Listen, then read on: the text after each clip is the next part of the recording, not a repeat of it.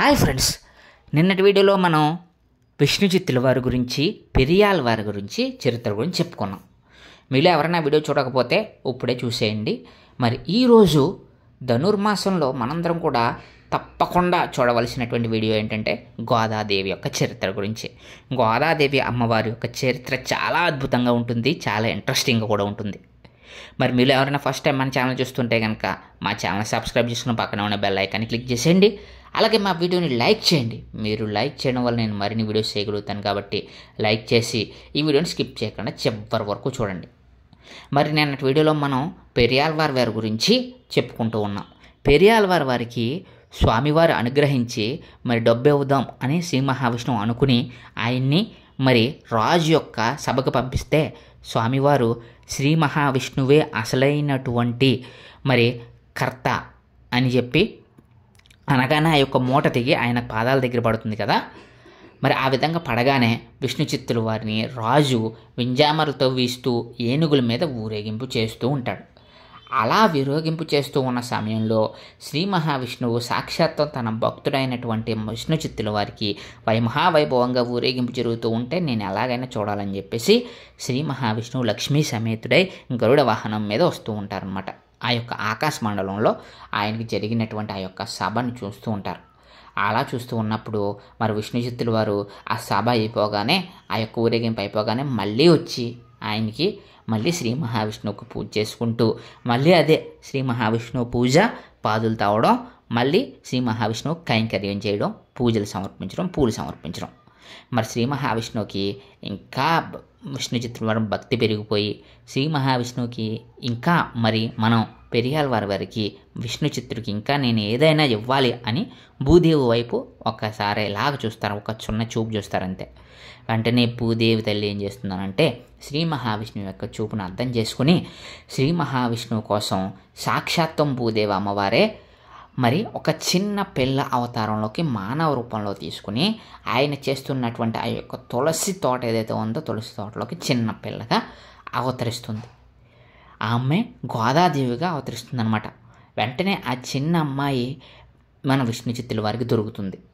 ఇంకా అంతే, మన విష్ణు చిత్తుల వారి ఆనందానికి అవధులు ఉండవన్నమాట. ఆహా తల్లి, నన్ను కరుణించావా, నా కోసం నువ్వు ఈ విధంగా భూమి మీదకి వెలిసావా అని చెప్పి చిన్న పిల్లను తీసుకుని పెంచుకుంటూ అల్లారుముద్దుగా పెంచుతూ ఉంటారు. ఆ విధంగా అల్లారుముద్దుగా మరి ఆ యొక్క గోదాదేవిని అలా పెంచుతూ శ్రీ మహావిష్ణువుకి ఆ విధంగా పువ్వులు తోట చేస్తూ మొక్కలు పూయిస్తూ అలా ఇద్దరూ కూడా శ్రీ మహావిష్ణువు సేవలో గడుపుతూ ఉంటారు. చిన్నప్పటి నుంచి కూడా శ్రీ మహావిష్ణువు అంటే ఎంతో భక్తి మన గోదాదేవికి అనమాట.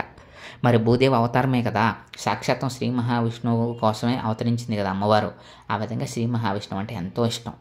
మరి అలా అనుకుంటూ ఉండగానే అమ్మవారు శ్రీరంగంలో ఉన్నటువంటి మరి శ్రీవల్లిపుత్తూరుకు దగ్గరలో ఉన్నటువంటి శ్రీరంగంలో ఆలయంలో ఉన్నటువంటి ఆ యొక్క మూర్తిని పెళ్లి చేసుకోవాలనేసి అయితే భావిస్తారనమాట.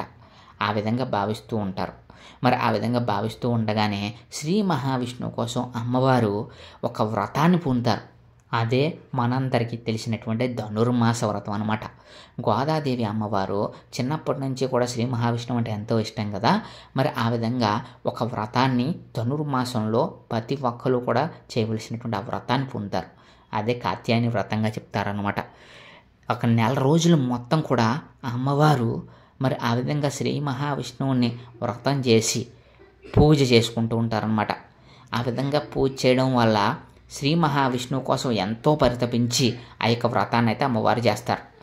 ఆ విధంగా చేయడం వల్ల ఏమవుతుందనంటే శ్రీ మహావిష్ణువుకి యొక్క అనుగ్రహం అప్పటి వరకు కూడా అమ్మవారికి కలగదు.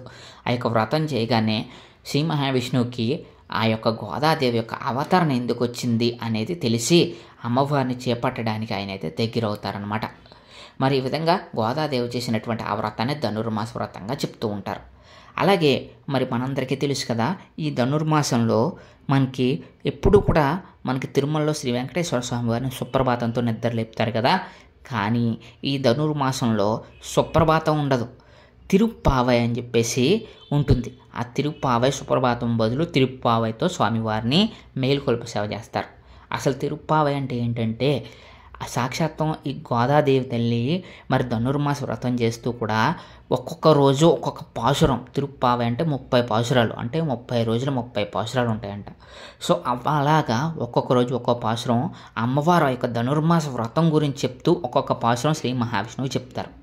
దాన్నే ఆ 30 రోజులు 30 పాశురాలు చెప్తేసరికి తిరుప్పావై కంప్లీట్ అవుతుందన్నమాట. దాన్నే శ్రీ మహావిష్ణువుకి ఎంతో ఇష్టకరమైనటువంటి తిరుప్పావైగా చెప్తూ ఉంటారు. మరి ఈ విధంగా శ్రీ మహావిష్ణువు కోసం కాత్యాయని వ్రతం చేసిగానే శ్రీ మహావిష్ణువుకి అనుగ్రహం కలుగుతుంది కదా. అలాగే విష్ణు చిత్తుల వారు ఎప్పుడు కూడా ఆ యొక్క పూలను కైంకర్యం చేస్తూ స్వామివారికి పూల తోట పెంచి ఆ పూల తోటలో ఉన్నటువంటి పూలన్నీ స్వామివారికి శ్రీరంగంలో ఉన్నటువంటి స్వామివారికి పంపిస్తూ ఉండేవారు. కానీ అమ్మవారికి స్వామివారి మీద భక్తి కదా, స్వామివారికి వచ్చినటువంటి మాలలన్నీ కూడా ముందు అమ్మవారు ఏం చేసేవారంటే గోదాదేవి తల్లి ఏం చేసేదానంటే తాను అలంకరించుకుని ఒక అద్దం ముందు ఒక బావి లాంటిది ఉంది, అంటే దానిలో అద్దం ముందు ప్రతిబింబించుకుని ఆ యొక్క పువ్వులు తనని శ్రీ మహావిష్ణువుకి తనకి సమర్పించిన పువ్వులను ముందే ఏమి ధరించి ఆ పూలను అయితే పంపుతూ ఉండేది. ఆ పూలు ఎంతో అద్భుతంగా స్వామివారి యొక్క పూలు స్వామికి సమర్పించాలి ఈ పూలు అని చెప్పేసి ఆ పూలను తను అలంకరించుకుని పంపుతూ ఉండేది. ఒకరోజు ఏమైందంటే ఆ విషయం తండ్రికి తెలుస్తుందన్నమాట. వెంటనే తండ్రి ఆశ్చర్యపోతాడు. అయ్యో, ఇంతకాలం నేను ఎంతో పూజ చేసి నిష్టగా ఎంతో పూలు పెంచి స్వామివారికి అలంకరణ చేయడానికి పూలు పంపిస్తూ ఉన్నానే, నా నిష్ట అంతా పోయిందే, నువ్వు ఎందుకు ఇలా చేస్తున్నావు, మన నిర్మాల్యాన్ని స్వామివారికి సమర్పిస్తున్నామా అని చెప్పేసి గోదాదేవితోటి వాదానికి దిగుతారు స్వామివారు. కానీ గోదాదేవి వారు ఏమీ మాట్లాడరు అనమాట. వెంటనే శ్రీ మహావిష్ణు చిత్తుల వారికి ఎంతో బాధ కలిగేసి ఆ రోజు కైంకర్యానికి పూలు పంపలేరు.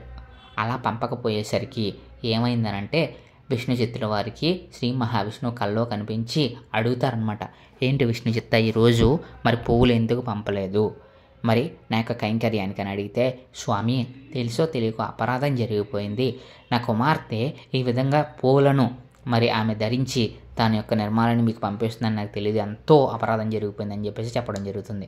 అప్పుడు శ్రీ మహావిష్ణువు ఏం చెప్తారో తెలుసా, ఆ యొక్క కుమార్తె ఎవరైతే ఉందో ఆమె సామాన్యురాలు కాదు, ఆమె ధరించినటువంటి పువ్వులు నాకు ఎంతో ఇష్టం, కాబట్టి ఆ పువ్వులని నువ్వు క్రమం తప్పకుండా నాకు పంపిస్తూ ఉండని అయితే కళ్ళలో చెప్పడం జరుగుతుంది. వెంటనే కూడా విష్ణు చిత్తుల వారు ఆ విధంగా ఆశ్చర్యపోయి మరి క్రమం తప్పకుండా పువ్వులను అయితే పంపిస్తూ ఉంటారు. మన గోదాదేవి వారు అమ్మవారు అలంకరించుకుని ఆ పువ్వులను శ్రీ మహావిష్ణువుకి అయితే వెళ్తూ ఉంటాయన్నమాట. మరి ఆ విధంగా జరుగుతూ ఉండగానే స్వామివారి కోసం ఆ విధంగా వ్రతం ఆచరించింది కదా అమ్మవారు, కాబట్టి స్వామివారు మరి కల్లో కనిపించి ఆ యొక్క రాజు కల్లో కనిపించి మరి తనని తాను శ్రీరంగంలో ఉన్నటువంటి ఆ యొక్క విగ్రహమూర్తి రూపంలో ఉన్నటువంటి తాను మరి గోదాదేవిని కళ్యాణం చేసుకుంటున్నాను కాబట్టి సకల మర్యాదలతో తన మామ అయినటువంటి విష్ణు చిత్తుల వారిని తమ కుమార్తె అయినటువంటి గోదాదేవిని తీసుకుని శ్రీరంగానికి పెళ్లికి వివాహానికి రమ్మనవలసిందిగా మరి స్వామివారు అయితే కల్లో కనిపించి చెప్తారు ఆ ప్రాంతాన్ని పరిపాలించేటువంటి రాజుకి. దీంతో వెంటనే రాజు సపరివారంగా మరి ఎంతో అద్భుతంగా ఆ యొక్క వాహనాలను పంపించి విష్ణు చిత్తుల వారిని అలాగే గోదాదేవిని తీసుకుని కళ్యాణానికైతే వెళ్ళిపోతూ ఉంటారు. విష్ణు చిత్తుల వారికి భయం వేస్తుందనమాట. అయ్యో, ఏంటి విగ్రహం ఏ విధంగా మా కూతుర్ని వివాహం చేసుకుంటుంది, శ్రీరంగంలో ఉన్నటువంటి విగ్రహంతో నా కూతురు ఏ విధంగా పెళ్లి చేసుకుంటుంది, పెళ్లి జరగకపోతే ఏమవుతుందో అని చెప్పేసి బాధపడుతూనే ఉంటారు. ఒక్కొక్క పక్క విష్ణుమూర్తిని తలుచుకుంటూ ఉంటారనమాట. ఆ విధంగా శ్రీరంగానికి అమ్మవారిని రాజు సకల సపరివారంగా కూడా తీసుకెళ్తారు వివాహానికి. ఆ స్వామివారు ఆహ్వానించారు కదా మరి శ్రీరంగానికి. ఆ విధంగా శ్రీరంగంలో ఉన్నటువంటి రంగరాజ స్వామి దగ్గరికి అయితే వెళ్తారనమాట. అలా వెళ్ళగానే మరి స్వామివారు ఆ యొక్క గోదాదేవిని వివాహం చేసుకుందామని చెప్పేసి అయితే అనుకుంటారు కదా. ఆ యొక్క ఆలయంలోకి వెళ్ళగానే స్వామివారు అమ్మవారిని వెంటనే కూడా తనలో ఐక్యం చేసేసుకుంటారు. వెంటనే ఇంకా అక్కడ ఉన్న వాళ్ళందరూ ఇంకా జై జయ ధ్వానాలు అమ్మవారికి గోదాదేవికి అలాగే మరి శ్రీ మహావిష్ణువుకి జై జయ ధ్వానాలు చెప్తూ ఉంటారనమాట. వెంటనే విష్ణు చిత్తుల వారికి ఎంతో ఆనందం కలుగుతుంది. అలాగే ఒక పక్క బాధ కూడా కలుగుతుంది అనమాట. అయ్యో, ఇన్నాళ్ళ నుంచి నేను పెంచినటువంటి కూతురు మరి నన్ను వదిలేసి వెళ్ళిపోతుంది అని చెప్పేసి ఎంతో బాధపడతారు. ఆ విధంగా విష్ణు చిత్తుల వారిని శ్రీ మహావిష్ణువు మామగా స్వీకరిస్తారు. అలాగే గోదాదేవిని తీసుకున్నారు కదా, మరి ఆ గోదాదేవికి ప్రతిరూపంగా శ్రీ మహావిష్ణువు ఒక అద్భుతమైనటువంటి ఆండాల అమ్మవారి విగ్రహాన్ని శ్రీ మహావిష్ణు చిత్తుల వారికి ఆ విధంగా మరి విష్ణు చిత్తుల వారిని తను మామగా అనుగ్రహించింది భూదేవి తల్లి, అలాగే శ్రీ మంగళ స్వామి అనమాట. అప్పుడు ఎంతో అద్భుతంగా విష్ణు చిత్తుల వారి యొక్క ఆనందానికి ఇంకా అవధులు ఉండవు. ఎంతో అద్భుతంగా తాను ఎంతో కీర్తి ప్రతిష్టలు పొందాడని, అలాగే తానికి జీవితానికి జన్మ సార్థకతమైందని చెప్పేసి విష్ణు చిత్తుల వారు భావిస్తారు. ఈ విధంగా గోదాదేవి కళ్యాణం అయితే ఎంతో అద్భుతంగా శ్రీరంగంలో ఉన్నటువంటి స్వామివారితో జరుగుతుంది. స్వామివారు గోదాదేవిని తనలో ఐక్యం చేసుకుంటారనమాట. మరి ఇదే గోదాదేవి కళ్యాణంగా మనందరం కూడా చేసుకునేటువంటి భోగి రోజున జరుగుతుంది కదా. మకర సంక్రాంతికి ముందు వచ్చే భోగి రోజున ఈ యొక్క గోదాదేవి కళ్యాణాన్ని ఎంతో విశేషంగా చేస్తూ ఉంటారు. అలాగే ఈ యొక్క ధనుర్మాసం 30 రోజులు కూడా తిరుప్పావై ఎంతో అద్భుతంగా వింటూ శ్రవణం చేస్తూ ఉంటారు. అలాగే ప్రతి చోట విష్ణు ఆలయంలో తిరుప్పావైని అయితే మరి వింటూ ఉంటారు. స్వామివారికి ప్రత్యేకమైన పూజలు తిరుప్పావైతే చేస్తూ ఉంటారు. మరి ఇదండి గోదాదేవి యొక్క చరిత్ర, గోదాదేవి కళ్యాణం గురించిన వీడియో. మీకు మరిన్ని ఇలాంటి ఇంట్రెస్టింగ్ వీడియోస్ కావాలా అయితే వెంటనే మా ఛానల్ సబ్స్క్రైబ్ చేసుకుని పక్కన ఉన్న బెల్ ఐకాన్ని క్లిక్ చేసేసి మా ఛానల్ని ఫాలో అవ్వండి. Thank you friends, thank you so much.